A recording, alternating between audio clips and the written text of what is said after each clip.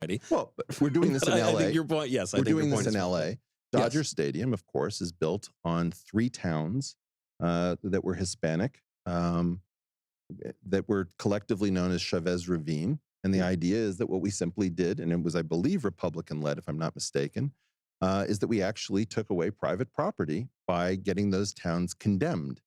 And by condemning those towns, we were able, through this mechanism, to remove a bunch of people so that we could pave over the place and put a giant stadium in.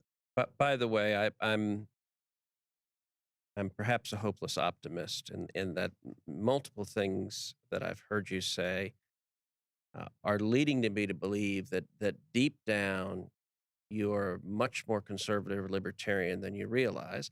And perhaps that we'll see what that journey lies. But I will say that particular example, one major battle between left and right today, particularly in the legal world and Supreme Court world, which is the world I came from before politics, concerns property rights. And there's a well-known case, I don't know if you're familiar with, Kelo versus City of New London. I don't know it. So it concerned New London, Connecticut, a woman whose family home had been in her family for 100 years. She was an older woman, and New London, Connecticut condemned her home. And the reason they condemned her home is because Pfizer wanted to build a parking lot. And the city council of New London, Connecticut, they wanted Pfizer to be happy, so they condemned her home to give it to Pfizer, to give it to a private corporation for their benefit. And the case went all the way to the Supreme Court, and the Constitution provides that private property cannot be taken without just compensation, but it also provides that it has to be for a public use.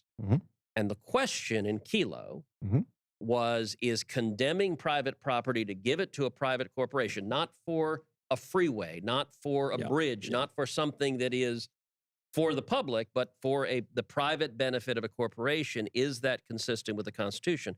The Supreme Court, unfortunately, ruled 5-4 against the owner of the home in New London. Thank you for saying the word "unfortunately." I mean, it's a tragic decision. Okay. It's a horrific decision.